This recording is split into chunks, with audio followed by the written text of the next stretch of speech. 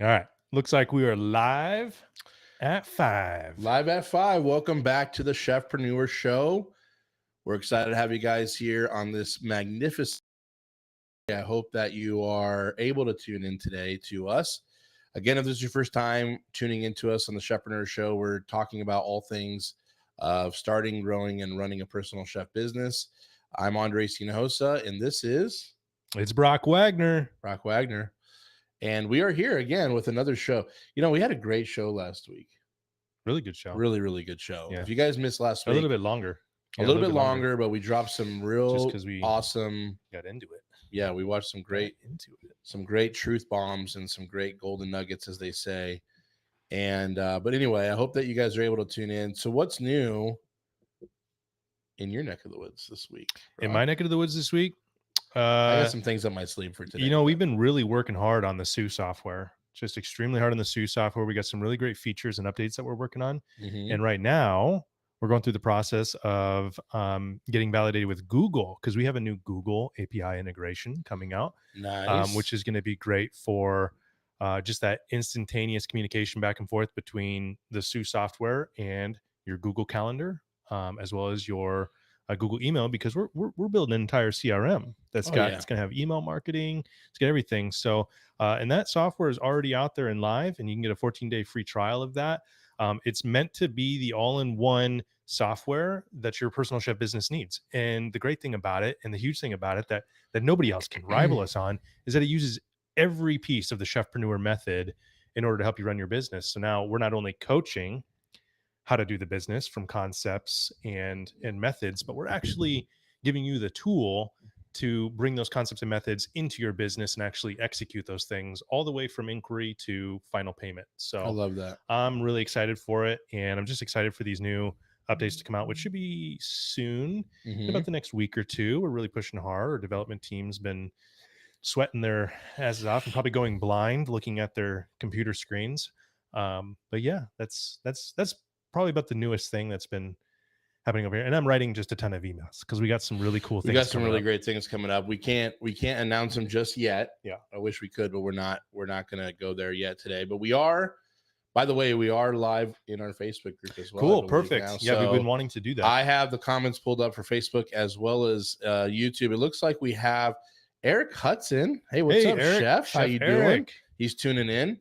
And obviously, I know that we just sent an email, so hopefully we're going to get some more people joining live. Yeah, sent out an email. And I sent an email earlier this week. I did an email on Monday.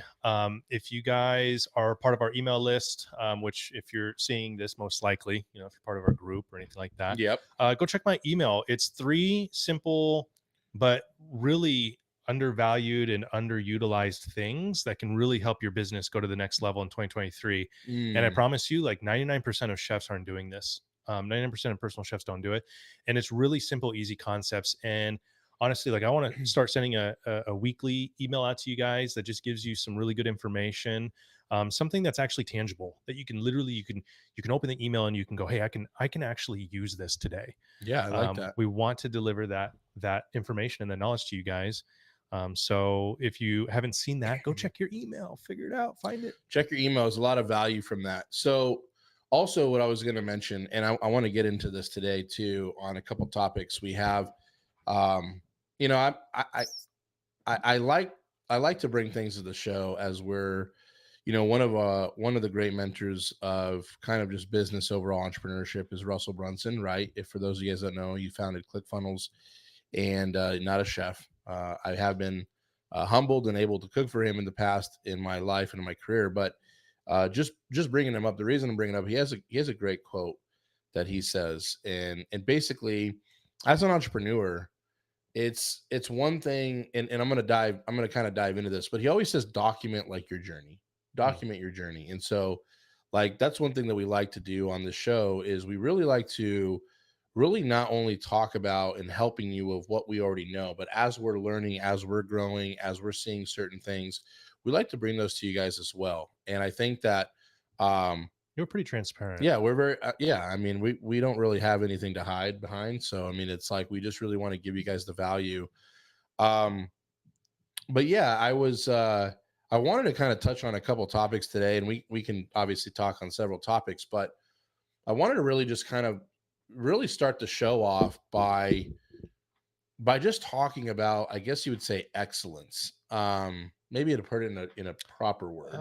No, I like that. I mean, we did that one podcast on perfection versus excellence. Are you trying We to go down did. that path, And or a no, different I way? just, well, the thing is that, I mean, it it's also kind of like talking about mindset as well, to be Oh honest. I yeah, yeah, mean, yeah, yeah. yeah. I So, know what you're saying. um, but anyway, like I really want to kind of dive into this because so many of you guys that are listening, not only to the show, you listen to the podcast, maybe you've been in one of our programs, maybe you're new to us, you don't really know who we are.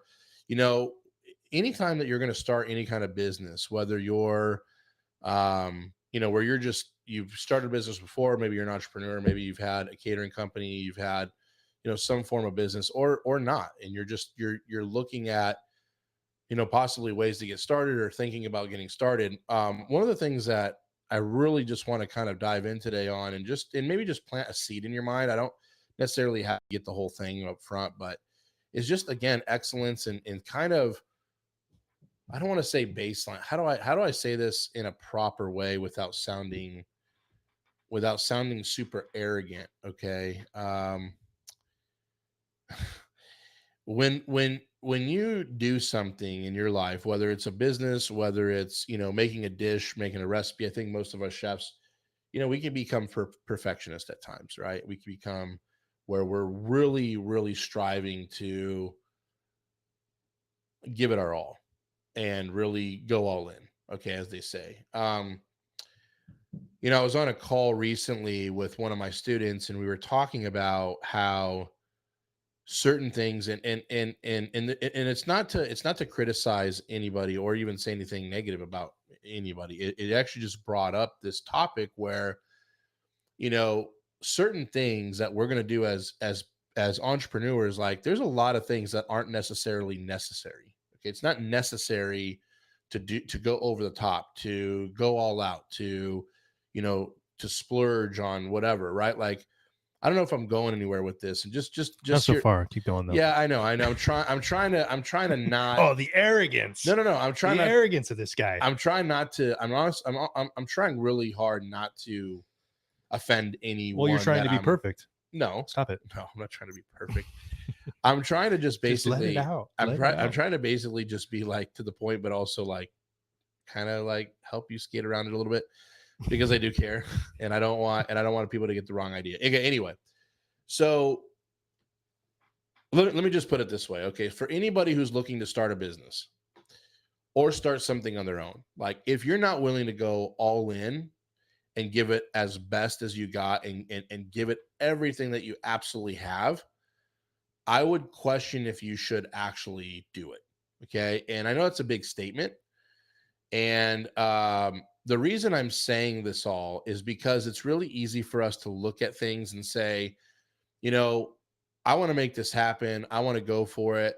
But then I don't know if it becomes laziness or what, but like we can't just relax and rest on our laurels and our passion and our skill set. Like, you guys have to be hungry and willing to like go the extra mile. And I'm going to give you guys an example. I think that's going to really tie it together. Okay. But like, let me give you an example. If you're really going to serve a client at their Mhm. house, right? And you're saying, you know what, chef, like I'm going all in, I'm all in my business. Like, if you start asking yourself, like, is it really necessary to do this or that? In my opinion, it's kind of like saying, I want to just be average. I want to be baseline. Okay. There's a lot of things in this world that are not necessary. They're not necessary to do, but you do them to excel. So instead of saying, is it necessary? You want to be more like, I want to be extraordinary. I want to be extraordinary. And one of the examples I used with one of my students recently was, if you're staying at the Courtyard Marriott, for instance, and it's, that's not a five-star hotel. It's not a, five diamond hotel or whatever you want to say. If you are staying there and you pay, right, you pay your whatever room fee, which is not going to be like the Ritz-Carlton or anything like that, right? You're paying your room fee Mhm. and you have a comfortable bed, the room's clean, the check-in process was easy, the checkout process is easy. Like, everything that you expected, everything that you were kind of quote unquote expecting to stay at a clean hotel, like you're expecting your hotel to be clean, safe, beds clean and comfortable. Again, it's not taking you 3 hours to check in, 3 hours to check out. It's a good experience. It's an okay experience. But if, let's say, Susie, that is working at this hotel, overhears in the hall that it's your daughter's birthday and you're staying at this hotel and you're really just crashing there because you're on a road trip, and Susie has this mini cake brought up to the room at 7:30 with candles on it and wants to sing happy birthday to your daughter. None of any of that is necessary, but it's extraordinary. And in business, particularly, what separates like even KFC from Chick-fil-A? Like they both serve chicken. They both serve chicken for pretty much the same, in a way, same price. The separation is one does things extraordinary and one just does like the basic necessities. Like here's your bucket of chicken to eat. Like you're going to be like, here's your go get full. Right. Whereas Chick-fil-A is deeper than that. It's here's your food with a smile, with a yes, my pleasure, with a culture that's loving Yeah. and giving. And Yeah. so what I mean by this is, and again, the reason why I was tippy-toeing around this is I don't want any of my students or anybody I'm using. I'm not picking at it, but Yeah, but you know what? You have to drive it in But I because have to we drive it in. love I have to drive it in 'cause we we love love you everybody guys. that comes to us for this kind of advice, and we do you no favors if we just tippy toe around things sometimes. Like Correct. we have to be truthful and honest with you because we want the best for you. It's like fathering or mothering your child. Like how many times do you discipline your child, but you're disciplining out of love because you want what's best for them? Like Correct. it's the same thing, and we need that. We don't grow out of that. You never grow out You of never that. grow You out of always that. need to have somebody there in your corner Correct. to let you know, hey, you're going astray, or hey, there's a better way.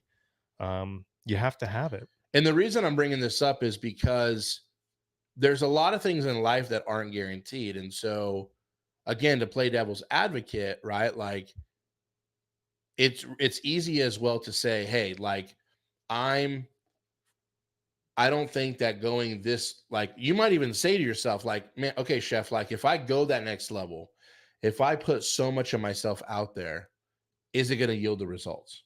Like that part, I will be honest with you, you don't know. You don't know. But what I was trying to drive home in my coaching call was the same reason of why you're saying you don't know is also the same reason why you don't know. And what I mean by that is, I don't even know if that made sense, but it's like, you really don't know. Is that going to return the biggest ROI, return on investment you've ever seen? Is it going to change the whole dynamic of your company? You don't know unless you try it. But here's what I always want to tell people. I want to have the utmost percentage on my side to make it as best as I can to put the odds in my favor. If you went to Las Vegas, Brock, tell me simply, like honestly, would you want to try to find a game and use a technique or a strategy that's not illegal to at least flip the odds as much as possible in your favor? I don't care if it's like the max is 61%. It'd rather have a 61% odds of winning than an 8% odds of winning, right? Yeah, it's not gambling if you know you're gonna win. Yeah, exactly. Well, exactly. Give me some of the yellow. But give me some Don't get cheap on me. Vegas Vacation, great movie. Anyway, I don't want to get sidetracked with movie quotes that we'll be here all night. But I would want to have some kind of advantage. Correct. Yeah. And what you're saying reminds me of a saying, which is not everything that gets measured matters, and not everything that matters gets measured. And a lot of times there's those things that are immeasurable. That's good. Relationships are not, you can't put that on a spreadsheet. No. So you can't really measure, but you can feel the return. Correct. And you can feel it from them, and you can feel it for yourself.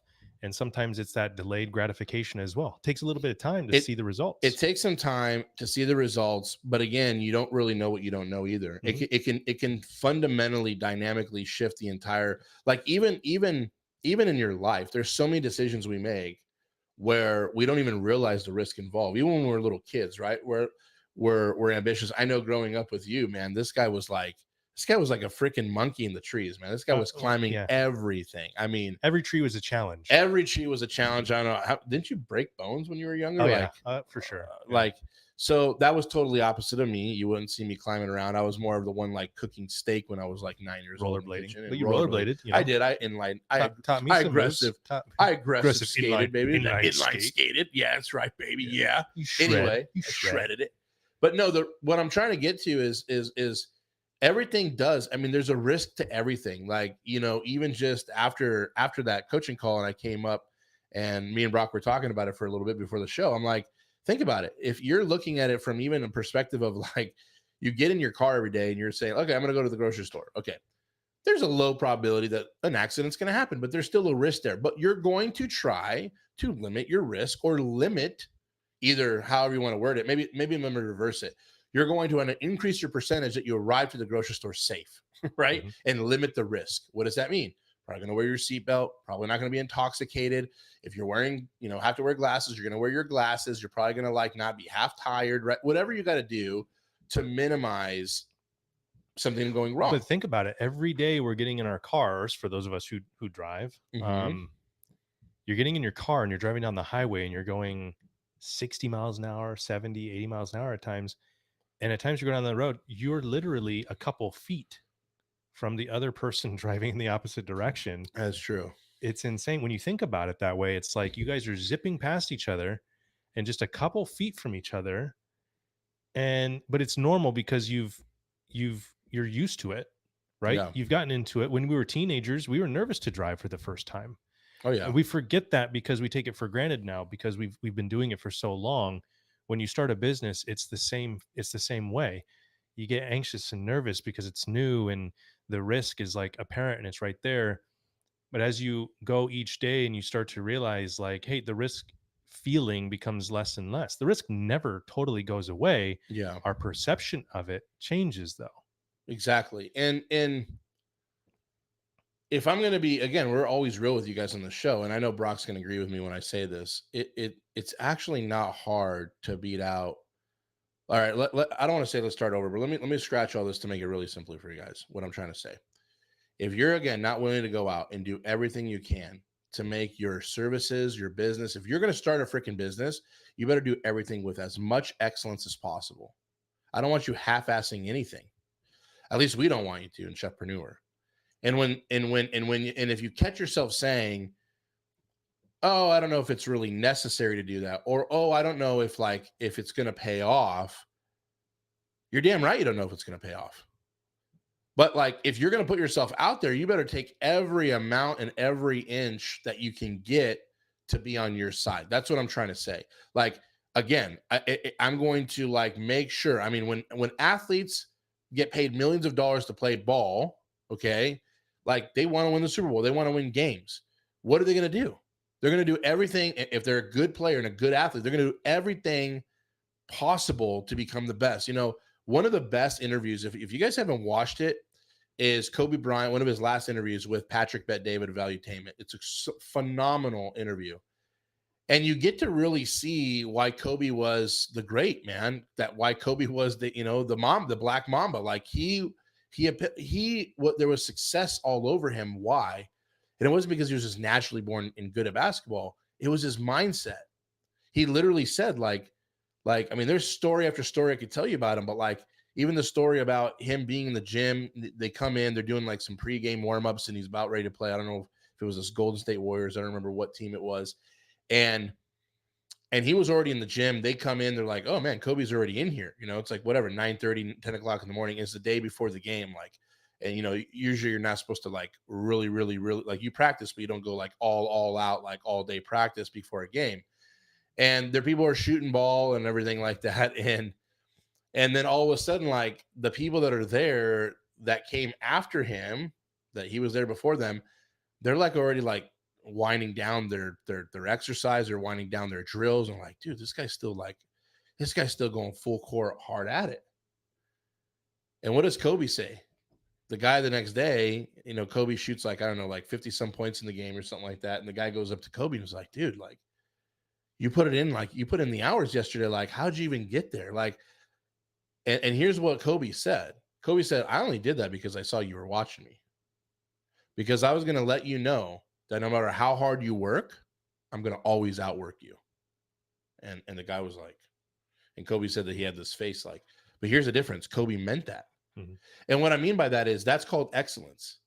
Again, it's like an athlete that's saying, if I want to win the championship ring, I better hit the gym.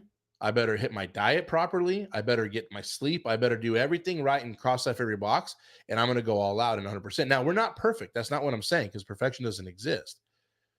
But you have to look at all the incrementals of how can you be extraordinary? How can you be extraordinary in all these different areas in your life? Brock, I want you to speak to that, because I feel like I feel like you're very disciplined, but you also have a good analytical way of approaching things from a practical standpoint. And like, but even in our own life, like there's things that I need to be a lot more. I don't even want to use the word discipline per se, because that's not even really what I'm trying to get to be honest. It's more about a mindset of like, how am I going to try to be as excellent as possible? I mean, look at me, like I got some weight issues. I'm not excellent in all these areas of my life, but when it comes to business, when it comes to like servitude and service, like when it comes to like serving our students, like I want to be 120% all in. Mhm. And but Brock, maybe you could share some like practical tips on like how we can all get better incrementally by like first starting with the mindset of like excellence, right? Because I really believe it's a mindset first. Oh, big It time. Yeah. really is. Yeah. And also I feel like you're gonna be able to translate this better than me.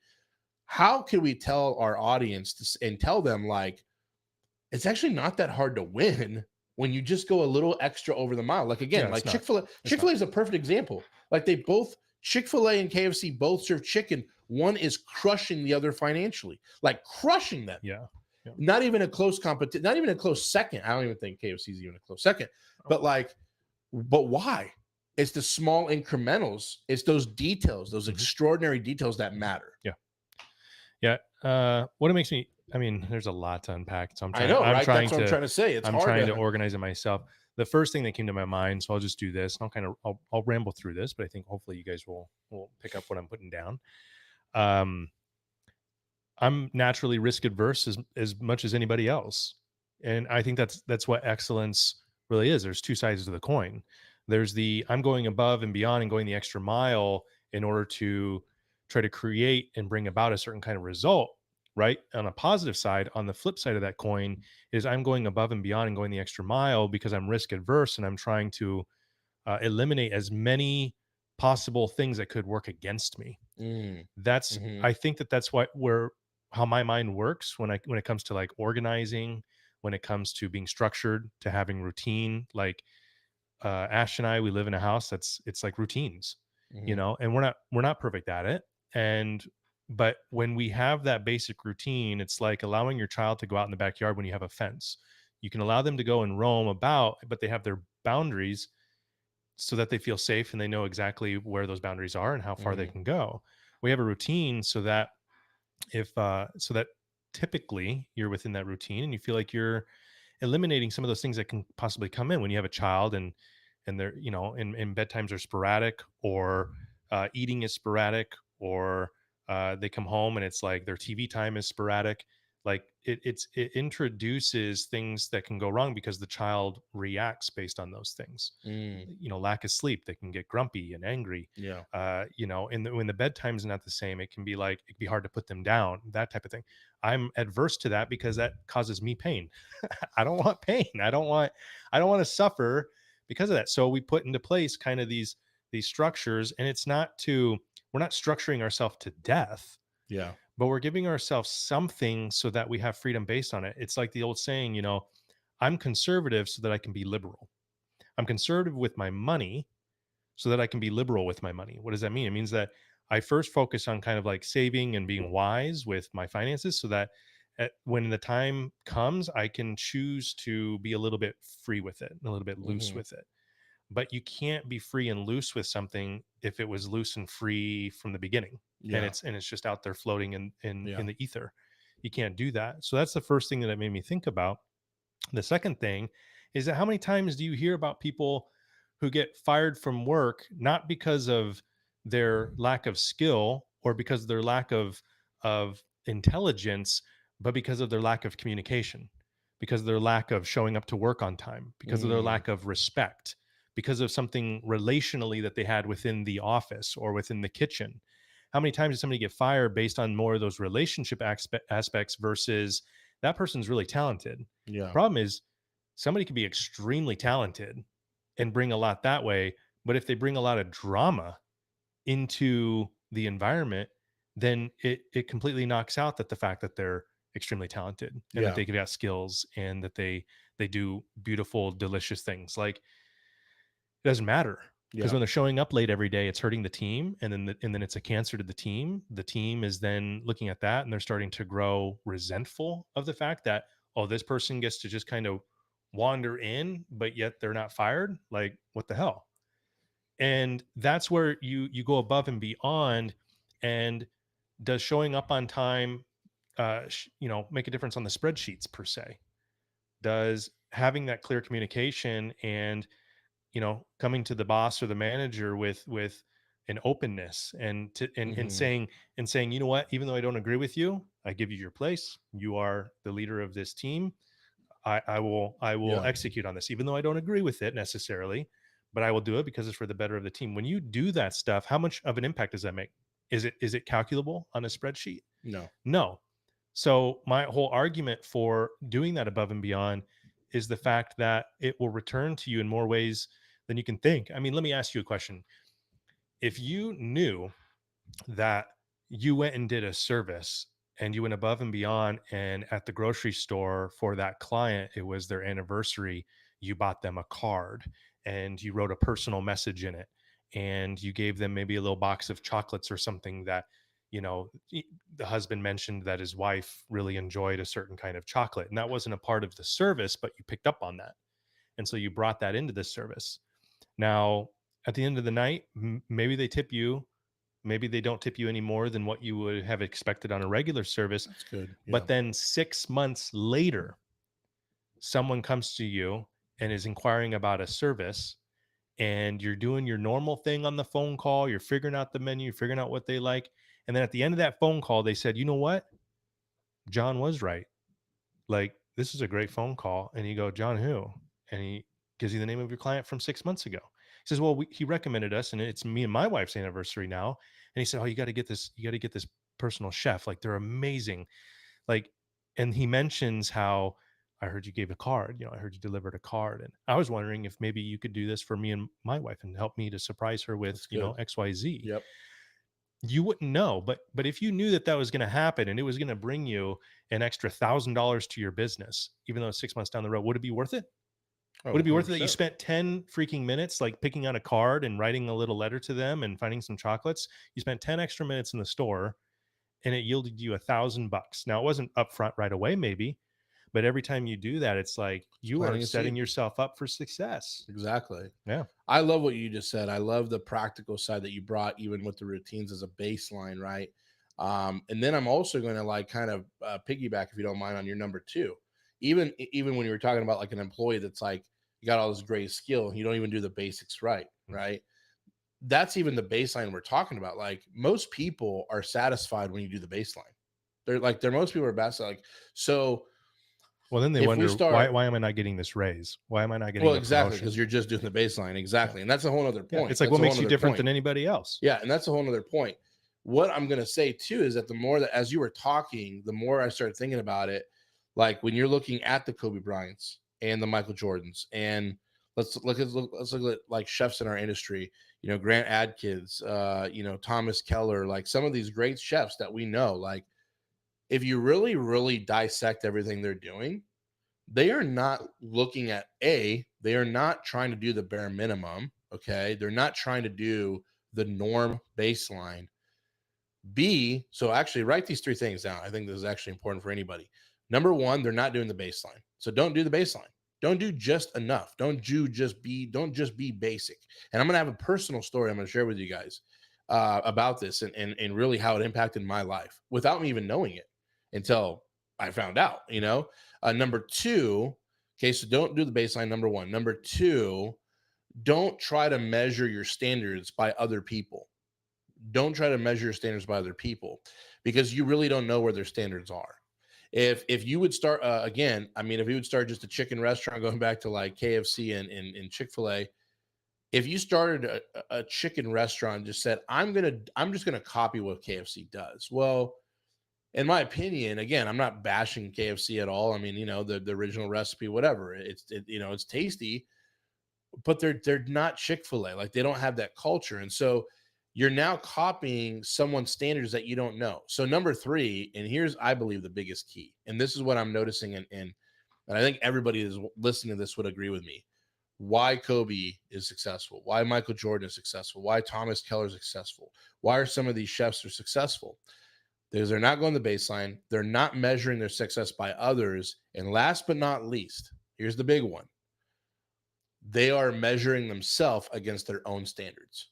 And when your own standard is superiorly higher than anyone else's, then no one else matters. Like the competition becomes irrelevant. If you guys are picking this up and you're really feeling this, like leave a like, leave a comment, like let us know if Yeah, let us know. let us Like, know if we're hitting any chords at all. And if because you guys are picking you, this up, you use such a perfect example, and I have so many examples I can use in our own business, but I'm going to use a personal example of like me and my career. When I was a young buck and I was a young buck. I mean, I graduated culinary school when I was 18, right? I was about ready to turn 19, but I graduated November 4th. My birthday is November 26th. So it was like 22 days before I turned 19. And when I moved to Chicago, I did my internship at In Lakes Resort out in Bloomingdale, out there in the suburbs of Chicago. Shout out to anybody who's from Chicago. And when I got a job at the Ritz-Carlton, I was scared crapless because I went to apply. I was, about a year and a half into working at the Indian Lakes Resort, which was a Hilton hotel. And I went to apply, and the Ritz-Carlton's the Ritz-Carlton, man. Like it's not just check in, your right? bed's comfortable, check out. It's how do we make your stay extraordinary? That's all they care about. That's all they care about. The whole brand is built on that, right? By the way, we've already promoted this book how many times? We should have an affiliate Yeah, link for it. excellence Excellence wins. Wins by Howard Schultz, who's the Great, co-founder of great book. Ritz-Carlton. Great book. Listen to it on audio too, because he get his great Oh German yeah, it gives accent. German accent, and it sounds actually more ritzy when And you he's hear it just in German he's just accent. kind of like, But here's the deal: like when I stepped into the foot of the Ritz Carlton, I didn't realize. Like, I wish I could say I was naturally all my life. Oh, I'm just some high achiever. I want to like over excellence every time. Like my standards are super high.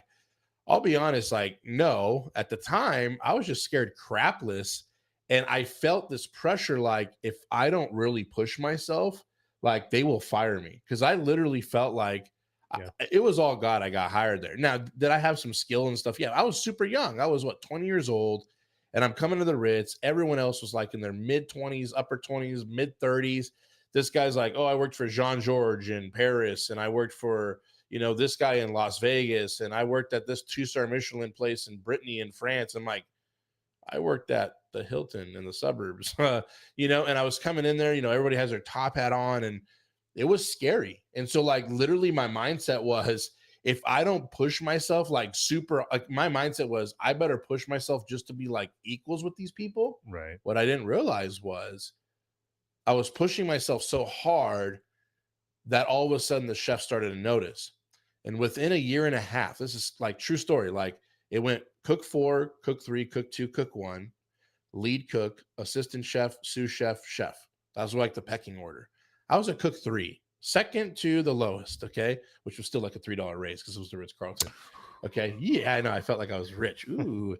Anyway, so I'm getting in there, and first of all, like literally, I felt like I was going to throw up my first day. Like, I'm not even joking you, and I'm just shaking. I'm all over the place. And about a year and a half in, I mean, I just put my head down. I was like, I had a notebook. I was constantly taking notes. I was, yes, chef, yes, chef, yes, chef, but not in an abusive, like weird slave way. Because honestly, like the chefs, they were professional. It was a hard kitchen, but they were professional. Like they couldn't just be like, they weren't throwing stuff at people, but they were very, very, very difficult. And it was very strict. Like, I mean, you had to have your shoes clean. I mean, it was strict.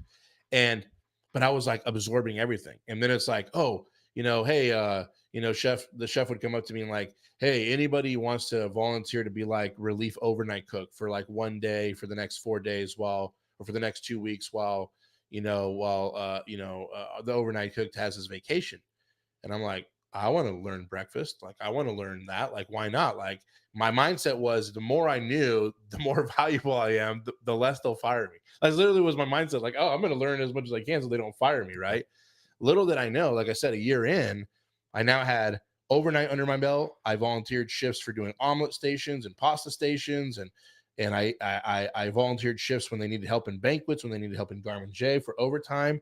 Next thing you know, I'm really well rounded, and not a lot of people know this story, but like, and I don't want to call it out because maybe it might be illegal. It might actually be illegal to have somebody forge your signature on an application, which was my old chef, but it What? was a long time What? ago. No, Yeah, yeah, maybe no, not. no, I don't no. know.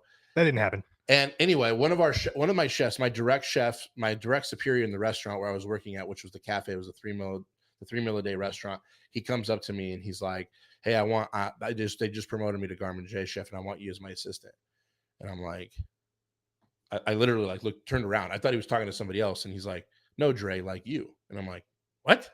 Like, I've been here less than 2 years, chef. Like, I'm not even qualified. Now, I did, by the way, because I did overnight shifts, I got promoted to cook too, which was another like $1.87 raise. I was Okay, like, yeah, okay. baby. Yeah, making Right. your So I way was, up. yeah, I That's was what's making up. my way up. So I Yeah. was at a cook two now. Okay. Still very far away from anybody who matters. But he's like, I want assistant Garmer J. Now, again, cook two, then it's go cook to one, then lead line cook, then assistant chef. So I'd be skipping like 3 positions. And I'm like, I am not ready. I am not ready, chef. He's like, I tell you when you're ready. He was that kind of guy. And I'm like, oh, great. But when the dust settled, literally, long story short, he applied for me. You know, I'm sitting there, I get called up to the office. The executive chef from London is literally like, he's a British guy. He's laughing at me. He's like, "What makes you think you're qualified?" In my head, I'm like, I don't think I'm qualified. He's the one that put the freaking application in for me. This is a true story, by the way. This is absolute. Ask my wife. This is an absolute true story. And I'm sitting there, and so what? I can't lie. I can't say like I didn't apply because then I'm basically ratting out my chef, and he's over my shoulder at this point in the office with me. I'm like, chef, I just want the Yeah, probably with his hand opportunity. on your shoulder, And like he's, yeah, pretty squeezing. much, yeah, pretty much. And he's this bald guy, like born 4th of July, like totally militaristic. It was, yeah, he was crazy. And shout out to Chef Jason White. I love you, my mentor. And so I'm sitting there and I'm like, I don't even know what to say. So, okay. All of a sudden, all that passes. Long story short, I'm doing an omelet bar. I end up getting the job. And it's laughable because now I'm now secreting more loose stool in my pants. Because now I'm like, I just skipped 3 positions. I'm now getting like a $7 raise. And I'm like, what's going on? Right. And I asked Chef Jason, like, legitimately, I pulled him aside and I said, Chef, like, I don't get it. Like, why? Like, I don't think I have the skills. Like, I've been in this industry for less than 4 years, man. Like, you got this other guy that was running for it, was like working at the Ritz for 7 years, just the Ritz alone, 30 some years old. And he goes, Dre, it's your attitude. It's because you haven't, this is what he said. Swear to God, he goes, because you have an attitude of excellence. I've noticed your work. Everything you do, you give me 100%. Even when you make a mistake, he goes, I've never seen anybody make 100% mistake before. I said, what does that mean? He goes, because you go all in, even though it might not be right, you go all in with everything you do. And you have such a great attitude. And here's what he said. I'd rather take one of you and mold you in the next 6 months than take some, he used to say jamoke. I don't even know if that's an appropriate word, but he used to say, then I'd rather take some jamoke with 15 years experience who has a horrible attitude that I can't teach anything to. And now I'm not trying to get off the subject with like attitude, but what I didn't realize was I was pushing so hard of high of excellence, everything I did, because Jason taught us that. Chef Jason, my mentor, taught me, if you're going to leave your knife on your cutting board, it better be wiped down, shiny. It better be on a folded towel, and your cutting board better to look like it was brand new. And so what was that? Yes, it was excellence. So it was always going above and beyond, right? I mean, according to like food standards, like as long as your knife's not like hanging over the edge or stabbing somebody or whatever, like you're good. But it was always what more. When I would open up Chef Jason's drawer that nobody sees other than him, everything was like perfectly aligned. I don't know if you've ever seen that movie Blast from the Past with Brendan Fraser. How do you say it? Brendan Fraser. Yep. And and like she walks in his hotel room and like everything's perfectly organized, like kind of freaky like. Mhm. Like that was Chef Jason. And it was even the things that people didn't see, he always went above and beyond. That's why he was so organized, but he had a level of excellence that I really admired. And excellence comes into all varieties of that. And so what I'm trying to say is like it's not that we're trying to strive to necessarily be perfect, but your standard, if you set your standard high enough, the competition can't even touch you. You know, at Chefpreneur, we're always talking about, and there's people out there that are doing podcasts, they're doing programs, they're honestly educating you guys with certain information in the same per se industry as we are. They're helping people become personal chefs. And honestly, we're not mad at them. Like, it just actually just brings more exposure to That's right. show how much this industry is growing, and that, like, you know, but also, like, if we're going to be very blatant, honest, and blunt right here, like, I don't look at them as competition either. Not like I'm demeaning them, but our standards in Chefpreneur are so high that's like we battle ourselves. We're focused on what we're We're doing. focused on what we're doing and doing better than we did last year, the week before, the day before. That's Right. all we care about. So for us, it's like, for you, if you're really going to get in this business, you want to be successful, one of the biggest ingredients you have to have is, am I going to give my clients 100%? And I want to challenge you guys. If you're already doing your business, this is not specifically for people like Eric Hudson, who's listening, or whoever else might be on the call or on the live show. Like, this is for you that are already in business. If you sit down and you just take a blank piece of paper and you write down 5 to 10 ways how you can make your service more extraordinary than anybody else. I don't, like, literally take 30 minutes of your time. Okay, after every event, I'm going to take 3 minutes out on the trunk of my car and write a thank you note to these people and hand deliver a thank you note. That's one. I'm going to, if anybody ever has an anniversary or birthday, I'm getting them a rose. I'm bringing them a rose. If I know a teenager has something, or again, any of my clients are celebrating their birthday, I'm giving them a gift. I don't care if it's a $10 Amazon gift card. I don't care if it's like, I did that once early on in my business. This gentleman, this is a true story. He adopted a girl from, it was like a 13 or 14-year-old girl from China about 3 years before that, him and his partner. And they adopted this girl, and she was a sweetheart. And they're very wealthy. They lived in La Jolla. And he hired me to do her, I think it was her 15th birthday. And they basically adopted her just 3 years ago. And they already had a bond and stuff. And as I was digging on the phone and listening to this, I showed up to the house, and I got her a gift card and a little card with like a flower. They were so impressed and moved by that. They're like, that was totally not necessary. That was extraordinary. I didn't have to do any of that.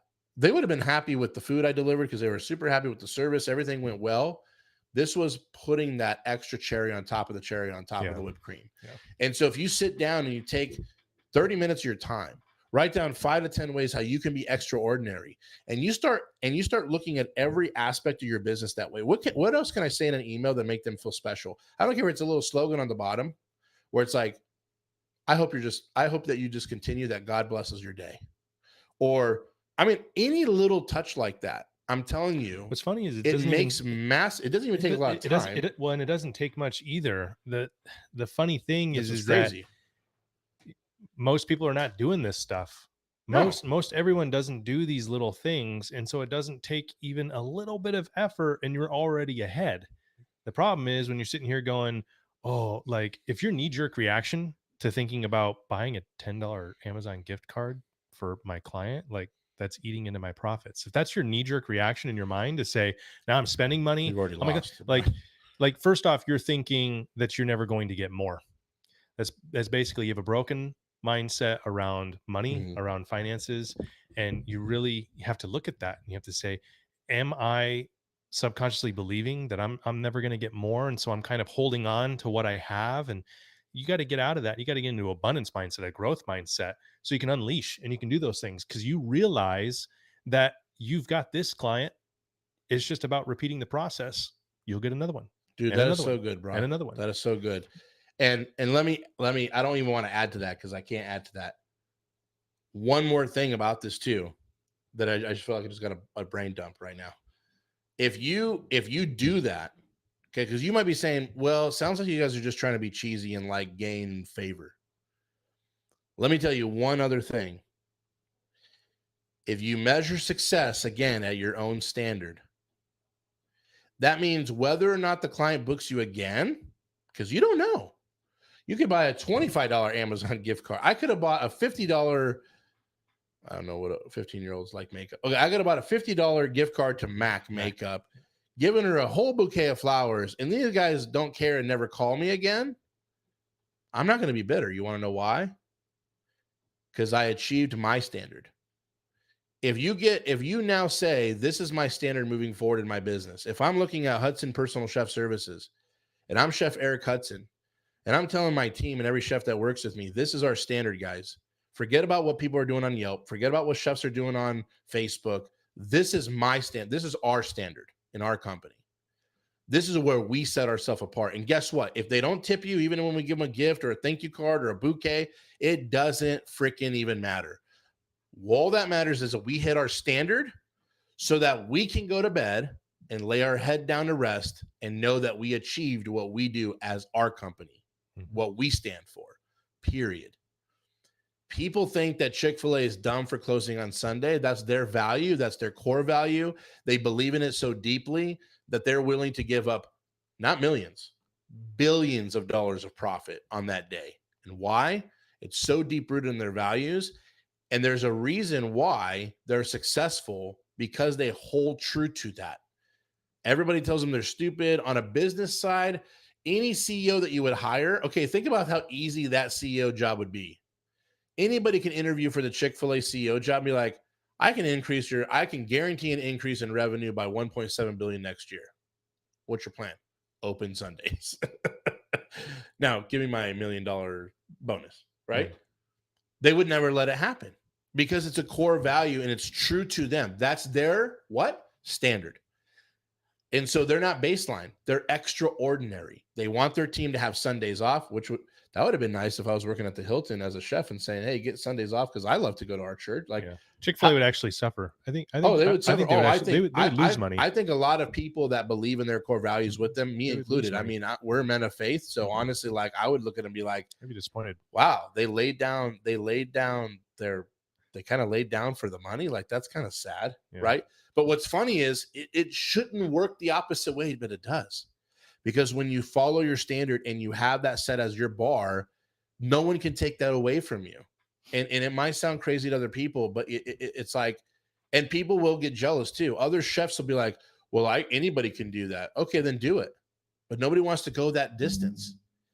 Like I said, originally on this call or this show, like I want to make sure that I position myself to have the most amount of success possible. Like with everything I got. And guys, a lot of these things don't even take money. You're right. Like none of this, like you can go to freaking Dollar Tree and buy, I think, a 10-pack of thank you cards for like less than $2. Like really, like it just says thank you. But it's really about the message you write, that you took the time to tell your client that you were actually happy about it. I'll give you an example of just what happened with one of our clients, Paula. So we just recently had a 30 top on dinner with a chef. I think it was Friday, I believe. And Chef Juan, Chef Tomas, they did a great job. The team did an amazing job. And there was a little issue though with the rice. The rice was undercooked. They also mentioned something about one of the guests' fish was not like cooked enough for them or something. Should have like done that. your oven rice trick. Oh yeah, the oven rice trick. That's a good recipe, man. To do it in the oven, it actually works. It does. It works really well.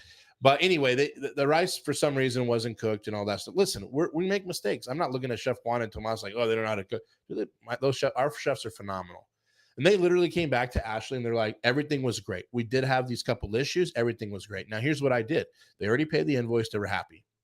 So what did I do? I called up Chef Daniel, our executive chef. I said, Chef, I'm going to have Ashley offer them a dinner for two where they're going to pay for the groceries, but you're going to go and cook for them for a date night for her and her husband, just as a, hey, we're sorry about the rice and the undercooked fish for one of your guests at your big birthday bash. And do we have to do that? No.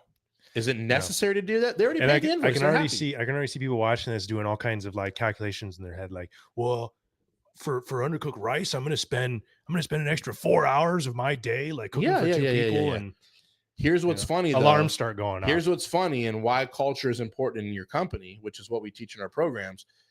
What happens? What did I do? I wish I recorded the conversation. I called Chef Daniel with his awesome Italian accent. I said, Chef, He goes, yeah, I heard about the rice. Because he's the executive chef. He talks to the chefs about their events and everything else. He's like, I heard about the rice. He goes, I didn't hear about the fish. I said, yeah, that was a little bit weird, but whatever. Clients are clients. They like to throw some stuff in. So here's what I said. I said, Chef, I told Chef Daniel, I said, here's what we're gonna do for them though. If you don't mind, you're gonna, if you're able to go cook whenever they, as long as we're not, obviously you're not booked, you're gonna go do a date night for them, and they're gonna cover the groceries. And I said, and Chef, I'll still pay if you don't mind. Like I won't be able to pay you for a full service, but I'll pay you 150, $200. I even told him that. You know what Chef Daniel said? Chef, 100% absolutely. And honestly, Chef, you don't even have to pay me. This is what we do. That's called culture. He knows the standard in our company. He knows the standard in our company. And what's funny is he does even that on his own without me asking. There was a time that I think he undercooked lamb. He did the same thing. He went to the client.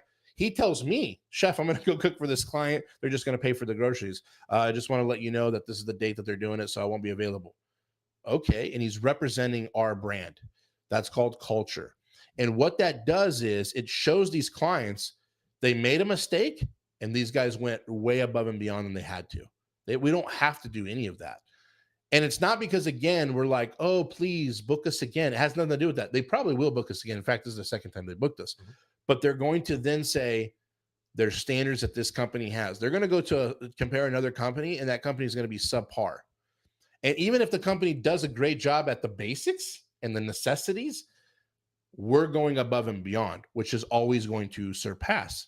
So it actually gives me goosebumps because that's an actual true story with Chef Daniel. And I'm just so proud of our team because we've instilled that culture in them, that if something's not right, we try to make it right as best as possible. Even when people are paying in the rear end, it doesn't matter. Again, when you're looking at it is, what is my standard? If I look at me and not them, they can't let me down. I let myself down if I fall below my standard. Hey, I just want to give a shout out to Adrian Vega, who's on the call. He's from Costa Rica. We've been talking to him about possibly helping him build something amazing in Portland, Oregon, and we're really excited to have him on the Chef Dan, show. Dan, Modern Classical Chefs. Where's Chef Dan at? Where's he at? Where's he at? Facebook. Chef Dan, here it is, baby. Modern Classical. How you doing, brother? And Chef Jennifer Tidwell's on. Hey, Jennifer. Awesome. But yeah, we just wanted to, again, like it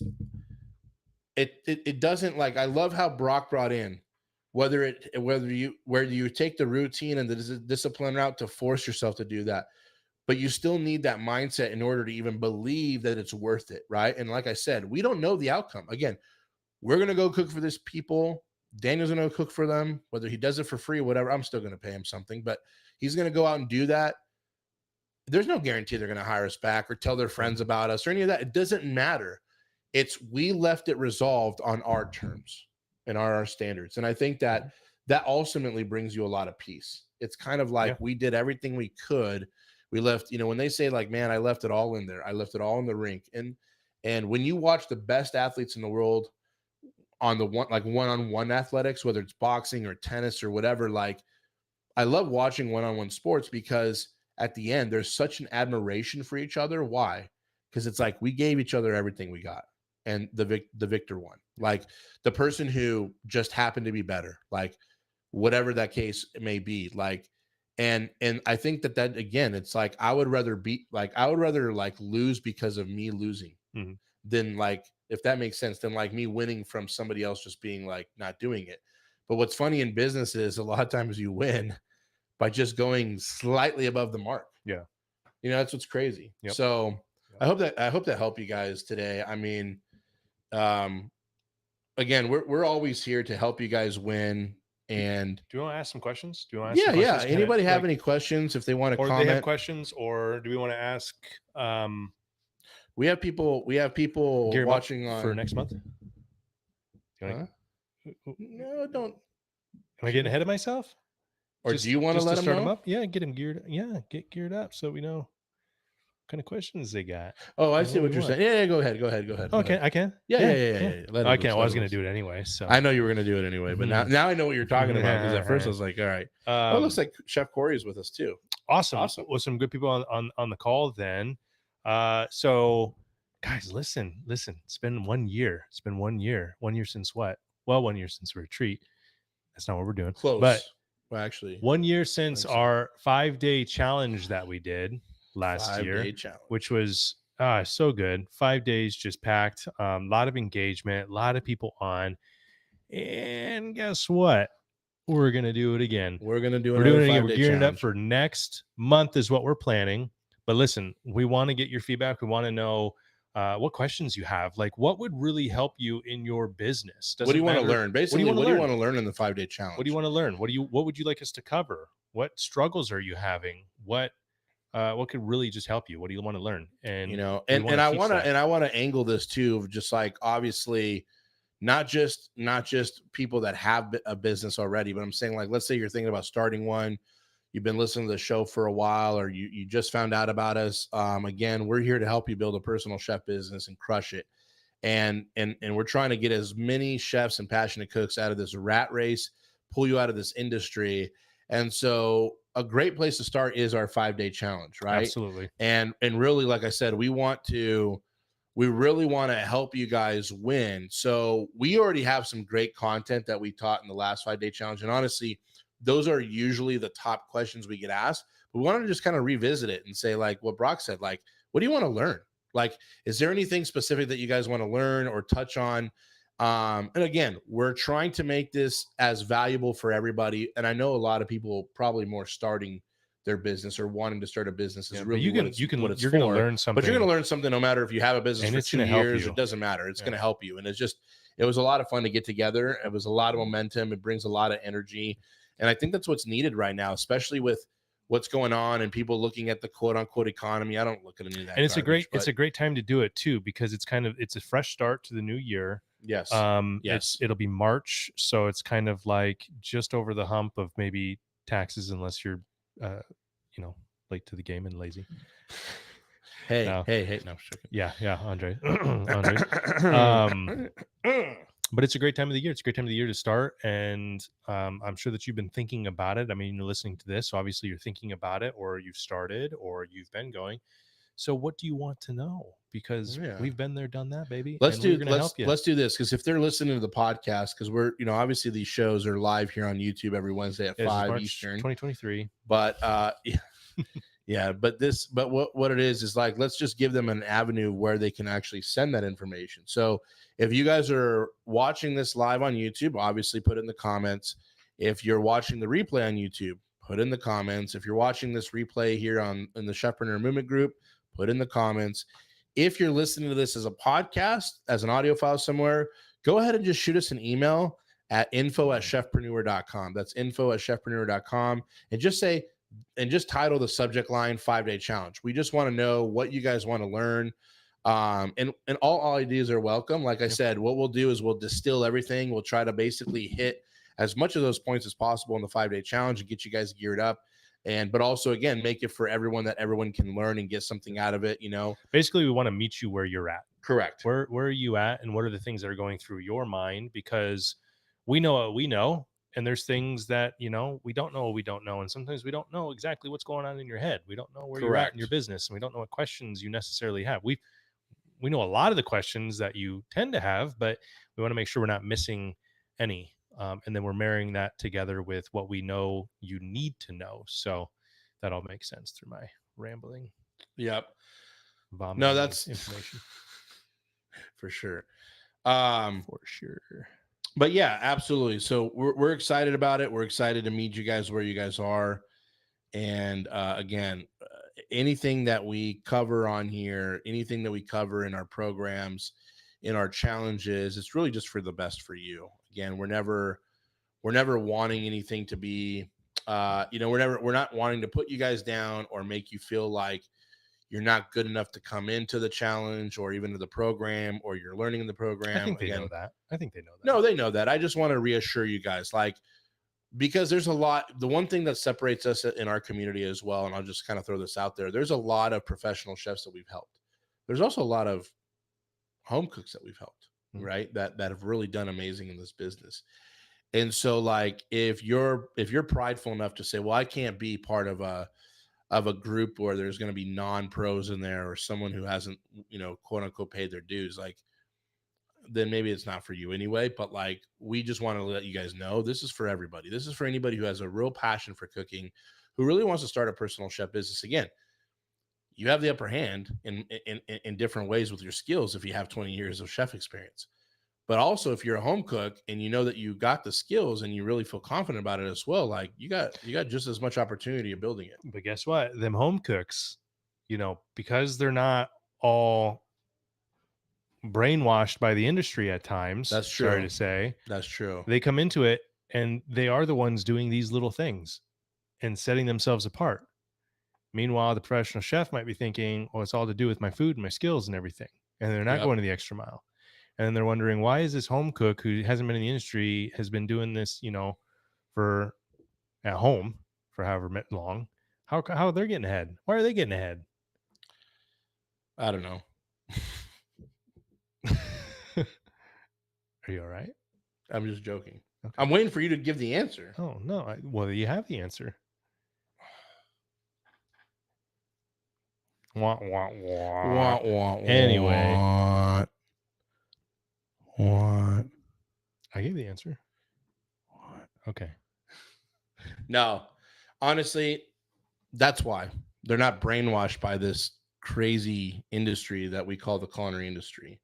And there's so much opportunity that I think also, like, and just from a client standpoint, there's a lot of opportunity where there's also a skill set and the niche that people bring, like, for everybody. Like, that's what's beautiful again about, we've talked about that on the show before already. Like, there's some people that just want you to make rice, broccoli, and chicken every week for them in a meal prep.